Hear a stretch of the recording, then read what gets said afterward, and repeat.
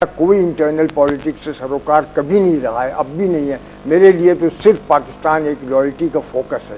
پھر ریپیٹ کرنا چاہتا ہوں، لیکن ہماری جو اندرونی خلفشار ہے، جو انتشار ہے، اس کی وجہ سے ہمارے سارے ہاتھ کمزور ہیں. جتنی مجھے تو یقین نہیں آتا ہے کہ کیا وہی پاکستان، میں تو ینگ اسٹوڈنٹ تھا پاکستان موومنٹ کے زمانے میں، کیا یونٹی میں نے دیکھی تھی. آج کل آپ جو دیکھتی ہیں پروونشل سیکٹیرینزم، کسی کے منہ سے سیکٹیرینزم پروونشلزم کا لفظ نہیں نکلتا تھا. آج کل جتنا پاکستان ڈس یونائٹڈ ہے. تو سوال یہ ہے کہ جب آپ میں آپس میں اتنی فسپیجس ٹینڈنسیز ہیں، اتنی پیروکیل ٹینڈنسیز ہیں، آپ اتنی کمزور ہو جاتے ہیں، تو سب سے بڑی بات تو یہ ہے کہ آپ نیشنل یونٹی کریں. اور جو ریلیجس ایکسٹریمزم ہے جس سے آپ کی انٹرنل چیزیں سب ختم ہو رہی ہیں اور ایکسٹرنل آپ کا امیج اتنا عجیب سا ہو رہا ہے، اس کو بہت سختی سے قابو میں لائیں. تو ایکسٹریمزم کو ختم کریں، اپنی یونٹی پھر اسٹیبلش کریں اور ایسی گورنمنٹ لائیں جس میں جو روز اتنی سیریس الزام تراشی ہوتی ہے اس کے بجائے کچھ حد تک ایک کانسنسس، کچھ حد تک اس کے ڈیلیوریبلز، اس کی accountability for the people of Pakistan ہونی چاہیے. شاہد صاحب آپ absolutely we all agree with that. لیکن مجھے بتائیں کہ ایک بہت ہی اہم نقطہ جو اسپیچ میں بھی آیا ہوتا ہے براک اوباما صاحب کی، کہ when he is hell bent on winning more approval for American policies of sure. یعنی انٹرنلی تو ان کو کرٹیسزم اور تنقید کا سامنا تھا، لیکن ابھی جیسے آپ کلدیپ صاحب کی بات بھی سن رہے تھے کہ جی امریکہ کے پیچھے کیوں، تو all these unpopular decisions are now actually starting to cost them. لیکن صرف کہہ دینے سے، صرف اس کے بارے میں بات کرنے سے کیا یہ مسئلہ حل ہو جائے گا شاہد صاحب؟ براک اوباما جس ملک میں صدر ہیں وہاں آپ کو پتا ہے ریپبلکن پارٹی بھی موجود ہے، اور ریپبلکن پارٹی کا پوائنٹ آف ویو دنیا کے بارے میں، امریکہ کی طاقت کے بارے میں کیا ہے وہ بھی آپ کے سامنے ہے.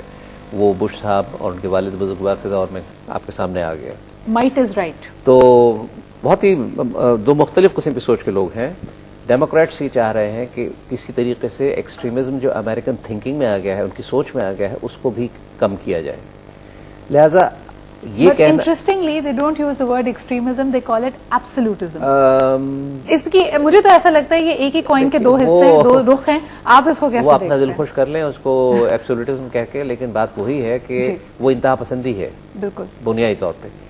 تو براک اوباما کوشش تو کر رہا ہے، لیکن یہ چیز ایک یہ جو مائنڈ سیٹ ہے of becoming the civil super power جو ان کو ملا سوویت یونین کے ختم ہونے کے بعد، اور بدقسمتی سے جس میں پاکستان نے ان کا ساتھ دیا، وہ ایک گھمنڈ جو پیدا ہو جاتا ہے وہ ابھی تک ان کو برباد ہی کی طرف لے جا رہا ہے. لیکن وہ ہے اس کی وہ جو as an intellectual where do you think they are going wrong? کیونکہ دیکھیں یہی بات تو ان کو بھی سمجھ نہیں آتی کہ جب آپ کے ہیلتھ کیئر کے مسائل ہیں جو ان کے خیال میں ریئل مسائل ہیں کسی بھی عوام کے، ہیلتھ کیئر ہو، پینشنرز ہو، آپ کی ایجوکیشن ہو، آپ کی ڈیولپمنٹ، انرجی، کہتے ہیں ہم تو ان ساروں کو ایڈریس کر رہے ہیں، لیکن اس کے باوجود جو پوری دنیا میں خلش پائی جاتی ہے، پوری دنیا ان کو ایکسیپٹ نہیں کرتی، اس کی کیا وجہ؟ اس کی وجہ یہ ہے کہ وہاں بھی طاقت چند لوگوں کے ہاتھ میں رہی ہے.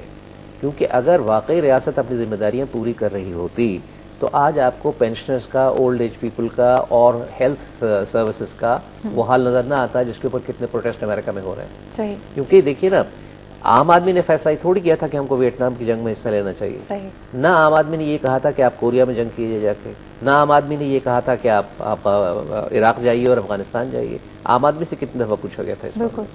تو یہ جو چیز ہے یہ وہ چیز ہے جو بیشتر ممالک میں آپ کو نظر آتی ہے کہ چند لیکن then what does it say about the party and about the people of America جب وہ الیکٹ کر کے، جیسے آپ نے خود شروع میں کہا کہ سگنیفیکنس تو جی جی میرے خیال سے after second world war the American president said please be aware of the industrial military complex. Exactly. General Eisenhower نے آخری تقریر میں جب وہ چھوڑ رہے تھے وائٹ ہاؤس، اس وقت انہوں نے کہا تھا جنوری کی غالباً 17 تاریخ، ملٹری انڈسٹریل کمپلیکس سے آپ ہوشیار رہنا.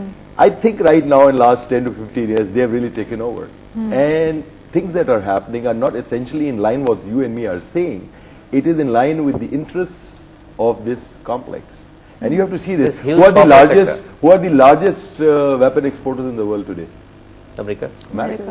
So if you have peace in the world, what is going to happen to all the exports that are taking place? I'm just be doing a very simplistic thing. Then it reduces everything to just mere rhetoric. یعنی جو باتیں ہم یہاں پہ کر رہے ہیں، آپ کو لگتا ہے ویلیو میں جو دکھا ہے. سر میں ایک تھوڑا سا پڑھ دوں یہاں جنرل صاحب میں یہ بھی ایڈ کر دوں کہ دیکھیے امریکہ کے سامنے ایک مثال موجود ہے کہ چین نے اپنے آپ کو دنیا کا سب سے بڑا اسلحہ فروخت کرنے والا ملک نہیں بنایا، لیکن اس وقت چین دنیا کی سب سے بڑی معاشی طاقت بنتا جا رہا ہے, اور ان کی امریکنز کی اپنی پریڈکشنز ہیں کہ چند سالوں میں وہ دنیا کی سب سے بڑی معیشت بن جائے گا.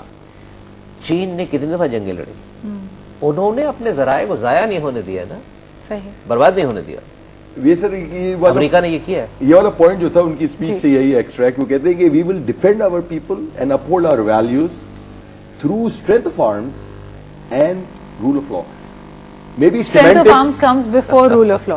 Maybe semantics, but I think it means a lot. This is strength of arm and rule of law. Now the rule of law, who defines the rule of law? Is it the International Court of Justice? Do they accept this? Who's the rule of law? True. So, aap dekhen, matlab, this is what has been enunciated. So it is really the strength of arm jo aap baat kar rahe the. So it's something we need to understand. I mean, America will do, and they have, kind of have it the right to themselves of what they have done. They can do that. But we have to really find a way that we should be able to operate that. I will take you back to the initial comments by Mehdi साहब. उन्होंने कहा कि ठीक है जी, ये सारी problem सही, आपस में ताल्लुकात बहुत ज्यादा तल्ख भी रहे हैं, ग्राउंड रियलिटीज भी हमारे साथ नहीं जाती, लेकिन इसके बावजूद ये भी इनएविटेबल है कि दोनों के ताल्लुकात में बेहतरी लाना जरूरी है. यानी वेदर वी लाइक इट और not, it's a difficult, it's a tricky relationship, has to be स्मूथन्ड out. उसके लिए क्या किया जा सकता है? बिल्कुल सही बात है, इसलिए कि आप इसे पसंद करें या नापसंद करें, लेकिन जब तक अमेरिका खासतौर पर अफगानिस्तान में मौजूद है और उसके असरात वहाँ मौजूद हैं, तब तक पाकिस्तान के लिए किसी भी हालत में इस किस्म की कोई कोशिश करने की कोई अक्लमंदी नहीं होगी कि हम अमेरिका से अपने ताल्लुकात खराब करें. और खुसूसन यहाँ पे मैं आपसे पूछना चाहूंगी कि इंडिया और अफगानिस्तान का जो इक्वेशन है पाकिस्तान के साथ, अभी कुलदीप साहब तो कह के गए कि आपस में सॉल्व कर लें, लेकिन बगैर अमरीकी मदाखलत के या इन्वॉल्वमेंट के क्या ये मुमकिन है? ये तो डिपेंड करता है कि पाकिस्तान की हुकूमत किस हद तक कामयाब हो सकती है बगैर किसी मदद के. But would we not want आपकी डिप्लोमेटिक और नेगोशिएटिंग एबिलिटीज के ऊपर डिपेंड करता है कि आप किस हद तक कामयाबी हासिल कर सकते हैं बगैर किसी बाहरी इमदाद के, तीसरी फोर्स के. और मेरा ख्याल ये है कि तीसरी फोर्स के साथ आप देखिए, जो ऐसे मामलात हैं जिनमें 2 या 3 मुल्क एक साथ इन्वॉल्व हो रहे हैं, जैसे पाकिस्तान, अफगानिस्तान और ईरान और हिंदुस्तान, ये वो जगह है जहां जॉइंट कॉन्संट्रेशन की जरूरत है, क्योंकि इसमें मसले का हल इस तरह नहीं होगा कि हम जाके अफगानिस्तान से एक बात करके आ जाए, हिंदुस्तान जाके उनसे एक और बात करके आ जाए. अगर आपको इन मसाइल को हल करना है तो फिर पाकिस्तान, अफगानिस्तान और हिंदुस्तान को एक ही टेबल पर बैठना होगा. सही. और वो नेगोशिएशंस क्रिस्टल क्लियर होने चाहिए, सारे इंटरेस्ट और सारे मफादात एक साथ डिस्कस होने चाहिए और उसमें फैसला होना चाहिए कि भाई ये जॉइंट डिक्लेरेशन है, हम तीनों इस पे फॉलो करें. आप जिस तरफ इशारा कर रहे हैं, हमारे पास वक्त की कमी है, लेकिन मैं अपने तमाम पैनलिस्ट का शुक्रिया अदा करना चाहूंगी. जब हम तवक्कुआत की बात करते हैं तो बहुत ज्यादा एक्सपेक्टेशंस हैं बराक ओबामा के सेकंड टर्म से, और जो उन्होंने खुद जिस तरफ इशारा किया, उनकी अपनी अवाम भी इस बात पे मेरे ख्याल में अब कन्वर्ज कर चुकी है कि yes, it can not go on endlessly. हम सिर्फ दुनिया भर में लड़ाई नहीं कर सकते. अनपॉपुलर डिसीजंस का एक सवाल आना बहुत ज़रूरी है. स्पेशली अगर हम वेस्टर्न मीडिया की तरफ देखते हैं तो वो काफ़ी इस बात को आड़े हाथों लेते हैं कि जो पूरी दुनिया में हो रहा है ये इस तरह नहीं रह सकता. एब्सोल्यूटिज्म, एक्सट्रीमिज्म का खात्मा होना बहुत ज़रूरी है फॉर अ पीसफुल वर्ल्ड. उसमें देखेंगे कि अमेरिका की क्या कंट्रीब्यूशन रहेगी इन द कमिंग ईयर्स, और स्पेशली पाकिस्तान, इंडिया और अफगानिस्तान का जो इक्वेशन है, इस खित्ते का जो अमन है, वो कैसे कायम किया जाएगा. वंस अगेन शाहिद साहब, एबी शाहिद साहब और मेहदी साहब, बहुत बहुत शुक्रिया for being here with us. आप लोग अगर हमें बताना चाहें कि आपने क्या सोचा है आज के हमारे डिस्कशन के हवाले से, please send us your comments eight facebook.com/sidraiqbal.official. इसके अलावा you can also follow me on Twitter. अपना बहुत ख्याल रखिएगा. आपसे मुलाकात होगी संडे के रोज. तब तक अल्लाह हाफिज.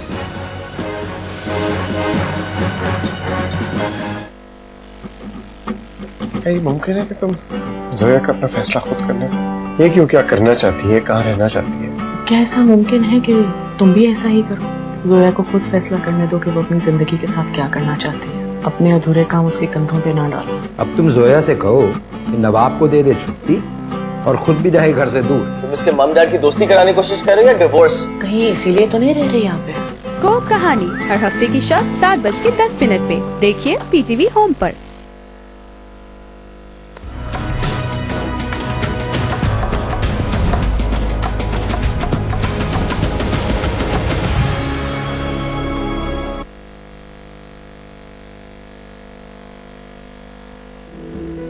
فاد مراسل الحرة في المدينة نقلا عن مصادر السيد مقتدى. この事件にということでは何か幼いさん